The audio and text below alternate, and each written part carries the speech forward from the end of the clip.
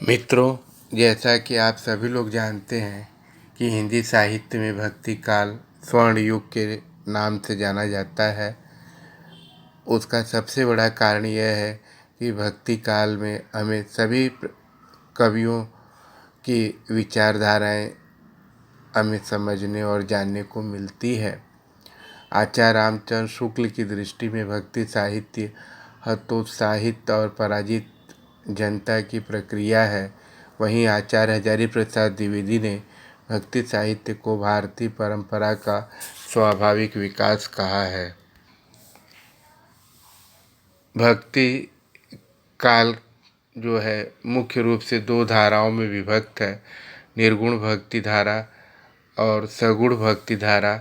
निर्गुण भक्ति धारा में भी हम देखते हैं कि ज्ञानाश्रय शाखा या संत काव्य धारा, प्रेमाश्रय शाखा या सूफी काव्य धारा। सगुण भक्ति धारा में हम देखते हैं कि राम काव्य धारा और कृष्ण काव्य धारा जो है दिखलाई पड़ती। सगुण और निर्गुण में हमें समानता दिखलाई पड़ती है। दोनों भक्ति पद्धतियों के कवियों का उद्देश्य समाज में व्याप्त विषमताओं और विसंगतियों को दूर करके समाज का कल्याण करना था। दोनों वर्गों के कवियों का उद्देश्य एक ऐसे सामान्य भक्ति मार्ग का प्रवर्तन था जिस पर समाज का प्रत्येक मनुष्य चल सके। समाज में सामंजस्यता स्थापित करना दोनों ही वर्गों के कवियों का प्रमुख उद्देश्य रहा है।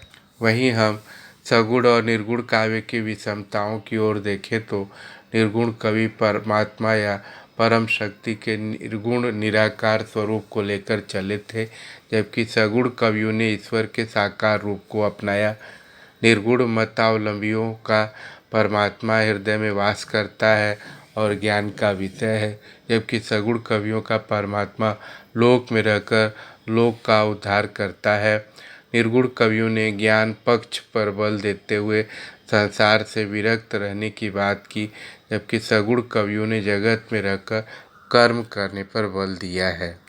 प्रस्तुत पीपीटी के माध्यम से संत काव्य, सूफी काव्य, राम काव्य, कृष्ण काव्य धारा की विशेषताओं और प्रवृत्तियों को संक्षेप रूप में आपके सामने प्रस्तुत किया गया है।